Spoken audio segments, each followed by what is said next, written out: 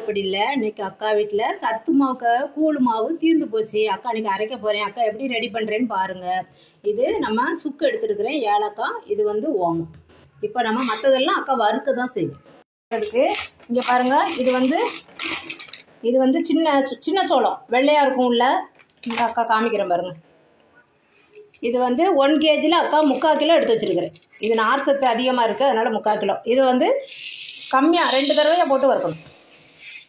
2-3 தடவை கூட வறுத்துக்கலாம் 3/4 கிலோவை. இது அக்கா வறுத்துட்டு வரேன். ரொம்ப வறுக்க வேணாம். இந்த பொடியுது பாருங்கள், பொரிஞ்சு அப்படியே பொரியுது பார்த்தீங்களா, பொரியாக அதுவே போதும்.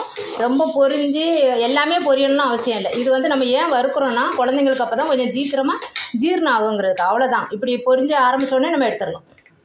அக்கா இப்போ எந்த மெத்தட் கை வைக்க முடியல, எந்த மெத்தட் வறுத்துருக்கேன் பாருங்கள். 1-2 பொரிஞ்சிருக்கேன். எல்லாமே பொரிய வெயிட் பண்ணிங்கன்னா அது வந்து கருப்பாயிரும். கரிஞ்ச மாதிரி அடியில் வந்து கருப்பாயிரும், மேலே ஒயிட்டாக இருக்கும். அதனால் இந்த மெத்தடே போதும். அப்போ தான் நல்லா நம்மளுக்கு சத்து கிடைக்கும். அவ்வளோதான். இப்போ அக்கா வந்து நான் அடுத்த ஷிஃப்ட்டு போட போகிறேன். இப்போ 3/4 கிலோ வெள்ளை சோளம், அதனால் அக்கா 3 ஷிஃப்ட்டாக வறுக்க போகிறேன். இன்னும் 1 ஷிஃப்ட்டுக்கு இருக்குது பாருங்கள். இப்போ வெள்ளை சோளம் வறுத்து முடிச்சாச்சு. 3 தடவையும் போட்டு முடிச்சிட்டேன். இப்போ வந்து நம்ம கேழ்வரகு 1/2 கிலோ எடுத்திருக்கேன் அக்கா. இப்போலாம் டிபார்ட்மெண்ட் ஸ்டோரில் நம்ம எல்லாமே ஒர்க்கு உமனாக இருக்கிறதுனால டிபார்ட்மெண்ட் ஸ்டோரில் எல்லாமே நல்லா பியூராக வச்சுருக்காங்கப்பா. ஒரு கல் மண் எதுவுமே இல்லாமல் வச்சுருக்காங்க. அதனால் தைரியமாக நம்ம டிபார்ட்மெண்ட் ஸ்டோரில் வாங்கி, நான் அக்கா டிமார்ட்டில் தான் வாங்கியிருக்கேன்.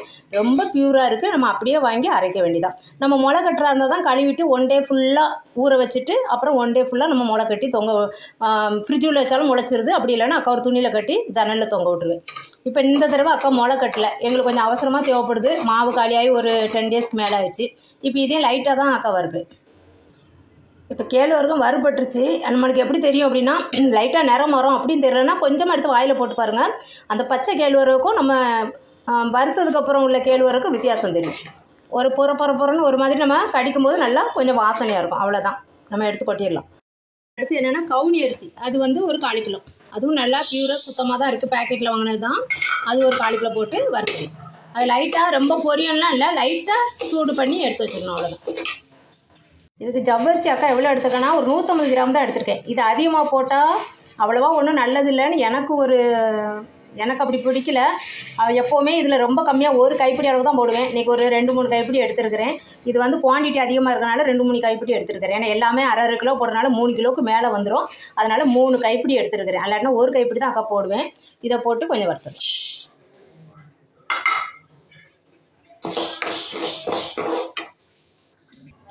இப்போ ஜவ்வரிசி அப்படியே உப்பி வரும், அதுவே போதுன்னு எடுத்துடலாம் நம்ம.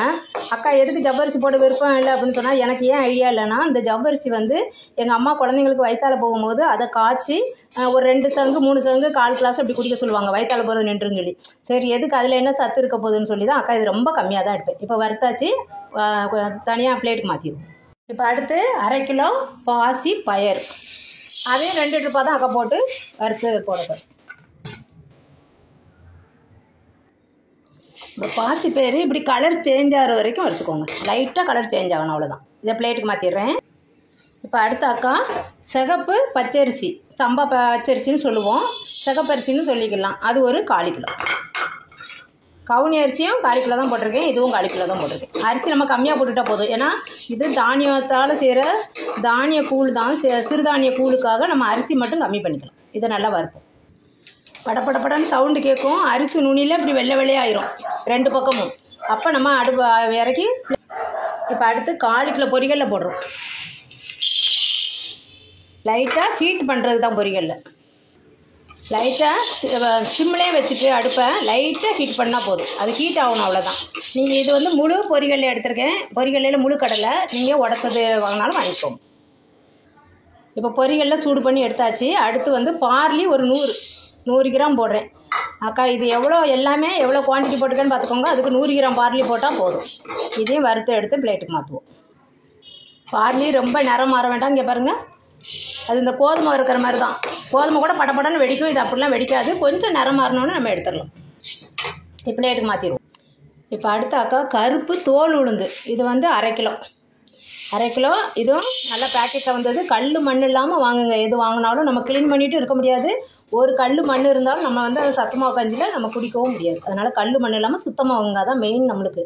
இப்போ வந்து இதையும் கொஞ்சம் இது சவக்குமா அப்படின்லாம் பார்க்கக்கூடாது. நம்ம ஒரு இதை வாயில் எடுத்து போட்டு பார்க்கணும். ஒரு தோல் ஒரு உளுந்தை அந்த பச்சை ஸ்மெல் போயிடுச்சுன்னா நம்ம எடுத்துடணும். உளுந்து வறுபடுறது நம்மளுக்கு எப்படி தெரியும்னா, அங்கே பாருங்கள், நான் ஃபஸ்ட்டு காமிக்கும்போது உங்களுக்கு சைனிங்காக பிளாக்காக தெரிஞ்சுது. இப்போ கொஞ்சம் நேரம் மாறி இருக்குது.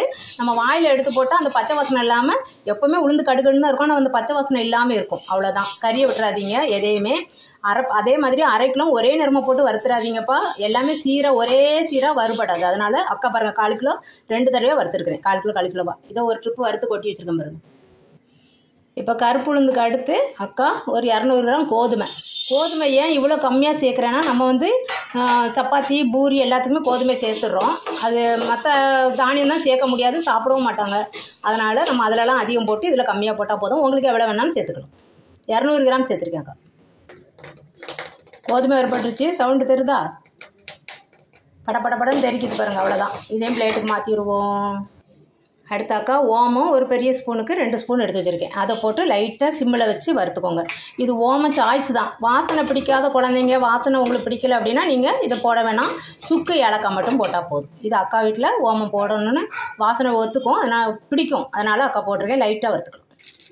ஓமம் சவுண்டு பார்த்தீங்களா? இப்போ ஆஃப் பண்ணிடலாம். இப்போ அடுத்த அக்கா வேர்க்கடலை 1/4 கிலோ. இது ஏன் லாஸ்ட்டாக போடுறேன்னா, இது தோலோடு வாங்கியிருக்கேன், டிபார்ட்மெண்ட் ஸ்டோரில் தான். அதனால இது நம்ம லாஸ்ட்டில் வறுக்கும்போது வடை சட்டியில் பிடிச்ச மாதிரி இருக்கும். இது அக்காவுடைய சட்டி வந்து இண்டாலியன் தான், ரொம்ப வெயிட்டாக இரும்பு சட்டி கிடையாது. அதனால் இது அடியில் ஒரு மாதிரி பிடிச்ச மாதிரி ஆகும். அதுக்கு அடுத்து வேறு வறுக்க முடியாதனால இதை லாஸ்ட்டாக வச்சுருக்கிறேன். நீங்கள் உங்கள் வடை சட்டி நல்லா திக்காக இரும்பு சட்டி அப்படின்னு சொன்னாக்கா நீங்கள் இதை எப்போ வேணாலும் வறுத்துக்கலாம். இது அக்கா கடைசியில் வறுக்கலாம்னு வறுத்துருக்குறேன். இது கொஞ்சம் நல்லா வறுப்போம். நம்ம குழந்தைங்க ஹெல்த்தியாக இருக்கணும்னா எல்லா வீட்லேயும் மம்மியெல்லாம் இப்படி தான் பண்ணுறோம். ஏன்னா நம்ம பதமாக இதை வறுத்து அப்புறமா மிஷினில் அரைக்க போகும்போதும் அதில் வந்து வேறு மாவு ஏதாவது அரைச்சிட்டாங்க அப்படின்னு சொன்னால் நம்ம பவுட்ரு போடும்போது அந்த வாசனை வெறும் கோதுமாவை மட்டும் அரைச்சிருந்தாங்க அப்படின்னாலும் நம்ம நல்லா அந்த துணி மாதிரி கட்டியிருப்போம். அதை நல்லா தட்டி விட்டுட்டு நம்மளுடைய சத்து மாவு போட சொல்லுங்கள். அப்போ தான் நம்மளுடைய சத்து மாவு வாசனை நம்மளுக்கு கிடைக்கும். அக்கா அப்படி தான் செய்வேன். அதனால் நம்ம வந்து முடிஞ்ச வரைக்கும் குழந்தைங்களுக்கு ஹெல்த்தியாக ஹோம்மேடாகவே கொடுத்தீங்க அப்படின்னா நம்ம ஹாஸ்பிட்டல் போகிற செலவு மிச்சமாகும். இது இன்னும் கொஞ்சம் வறுக்கலாம். அவ்வளோதான். வேர்க்கடலை வறுப்பட்டது போதும். அதையும் பிளேட்டுக்கு மாற்றிடலாம். இப்போ சுக்கு அக்கா ஒரு 50 கிராம் இருக்கும். இவ்வளோ போட போகிறேன். அது வந்து கிட்டத்தட்ட 3.5 கிலோ வரும்னு நினைக்கிறேன், என்னுடைய அளவு எல்லாமே சேர்த்து. இப்போ இது வந்து நீங்கள் குறைச்சிக்கலாம். உங்களுக்கு வாசனை பிடிக்கலன்னா இதை குறைச்சிக்கலாம். இது தட்டிட்டு தான் போடணும். அப்படியே கொடுத்து விட்டிங்கன்னா அரைக்க மாட்டான். ஏலக்காய் வந்து ஒரு ஸ்பூனுக்கு 2 ஸ்பூன் எடுத்து வச்சுருக்கிறேன். 25 கிராம் ஏலக்காயில் கொஞ்சம் எடுத்து வச்சுட்டேன். அவ்வளோதான். இது எங்களுக்கு வாசனை ரொம்ப தேவையில்லைன்னு சொல்லி இவ்வளோ எடுத்து வச்சுருக்கேன். இப்போ அக்கா சுக்கை லைட்டாக தட்டிட்டு உங்கள்கிட்ட காமிக்கிறேன். அவ்வளோதான். குவான்டிட்டி அதிகம்னு ரொம்ப நேரம் ஆச்சு அக்கா வறுக்கிறதுக்கு. எல்லாம் வறுத்தாச்சு, ஆறையும் வச்சாச்சு. மொத்தம் 15 ஐட்டம்பா. நீங்கள் அக்கா வீடியோ பாருங்கள். 15 ஐட்டம். எங்கள் அம்மா ஒத்தப்படியாக தான் செய்யணும்னு சொல்லுவாங்க. அதனால் 15 ஐட்டம் ஏலக்காயோடு சேர்த்து. உங்களுக்கு இந்த ஏலக்காய் சுக்கெல்லாம் எவ்வளோ பிடிக்குதோ அவ்வளோ மட்டும் போட்டுக்கோங்க. வேர்க்கடலைக்கு தோல் எடுக்கணும்னு அவசியம் இல்லை, அதனால் அப்படியே போட்டுருக்குறேன். எங்கள் அம்மா அப்படி தான் போடுவாங்க. அதனால் அம்மா செய்கிற மாதிரி செஞ்சுருக்கேன். இது கம்பு, கேழ்வரகு, இது வெள்ளைச்சோளம், இது ஓமம் வந்து உங்கள் சாய்ஸ் தான், எவ்வளோ போடணும் போட்டுக்கோங்க. சுக்கு எடுத்துடலான்னு எடுத்துக்கோங்க. எங்களுக்கு வாசனை ரொம்ப பிடிக்கும், அதனால் அக்கா அதிகமாக போட்டிருக்கேன். இது கேழ்வரகு, கம்பு, வெள்ளைச்சோளம், ஓமம், சுக்கு, கவுனி அரிசி, பார்லி, பாசிப்பயிறு, சிகப்பரிசி, சம்பா பச்சரிசி சொல்லுவோம் நாங்கள், பொரிக்கடலை, ஜவ்வரிசி, அப்புறம் கருப்பு உளுந்து, வேர்க்கடலை, கோதுமை, அப்புறமா ஏலக்காய். மொத்தம் 15 இருக்குது. இந்த இன்னும் என்ன வேணால் உங்களுக்கு பாதாம் முந்திரி ஆட் பண்ணிக்கலாம். ஆனால் அக்காவுக்கு வந்து அது வந்து நாங்கள் நார்மலாகவே பிள்ளைங்களுக்கு ட்ரை ஃப்ரூட்ஸு இதெல்லாம் நம்ம என்ன பண்ணுவோம், நான் டெய்லி ஸ்கூலுக்கு வந்து நாங்கள் அதை கொடுத்து விட்ருவோம். பாதாம் முந்திரி அந்த ட்ரை கிரேப்ஸு அதெல்லாம் பாக்ஸில் போட்டு கொடுத்து விட்ருவோம். வெறுமையாக சாப்பிட்ருவாங்க. அதனால் இதில் போட அவசியம் இல்லைன்னு அக்கா இதை வந்து அதில் போடலை. நீங்கள் போடணுன்னா 2 சேர்த்துக்கலாம், முந்திரியும் பாதாமும் சேர்த்துக்கலாம். தேங்க்யூ. செஞ்சு பாருங்கள். இந்த மாதிரி சத்து மாவு நம்மளுடைய ஹெல்த்தி, நம்ம ஆர்வத்தோடு செய்கிற அந்த பாசமும் அதில் கலந்து ரொம்ப குழந்தைங்களுக்கு சத்தாக நம்ம அம்மா கையில் வறுத்து நம்ம பொடி பண்ணி நம்ம அந்த கூழை காய்ச்சி கொடுக்கும்போது குழந்தைங்களுக்கு ரொம்ப ரொம்ப ரொம்ப ஹெல்த்தி உடம்புல போய் சேர்ந்துடும். உங்களுக்கே தெரியும்ல, நம்மளுக்கு தாய்ப்பால், நம்ம தாய் வந்து குழந்தை பிறந்த உடனே நம்ம எவ்வளோ நம்ம வந்து வித்தியாசமாக நம்ம எல்லாமே மாறி நம்மளுக்கு அந்த தாய்ங்கிறது ரொம்ப அதிகமாக வந்துடும் இந்த குழந்தை பிறந்ததுக்கப்புறம். அதனால் உங்களுக்கு எல்லாருக்கும் தெரியும். நம்ம அது மாதிரி வீட்டில் ஹோம்மேடாக தயாரித்து குழந்தைங்களுக்கு கொடுங்க. ரொம்ப ரொம்ப சத்தாக ஹெல்த்தியாக இருப்பாங்க குழந்தைங்க. தேங்க்யூ. இப்போ அக்கா ஒரு பெரிய தூக்கில் கொட்டியிருக்கிறேன். நம்ம எப்போவுமே அரைக்கிறதுக்கு என்ன கொடுத்தாலும் நம்ம வந்து ஆஃபாக தான் இருக்கணும்.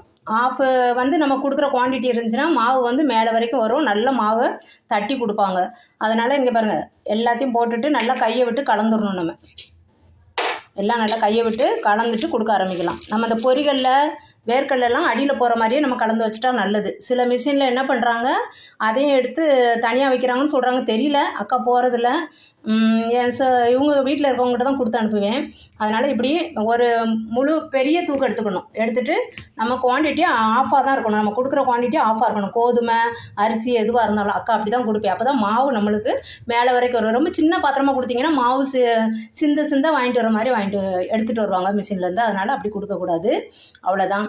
அரைச்சி அந்த கூழை செஞ்சு பார்த்துட்டு அக்கா கமெண்ட்டில் சொல்லுங்கள். ரதி அக்கா அடுப்படிக்கு சப்ஸ்கிரைப் பண்ணுங்கள், லைக் பண்ணுங்கள், ஷேர் பண்ணுங்கள். தேங்க்யூ.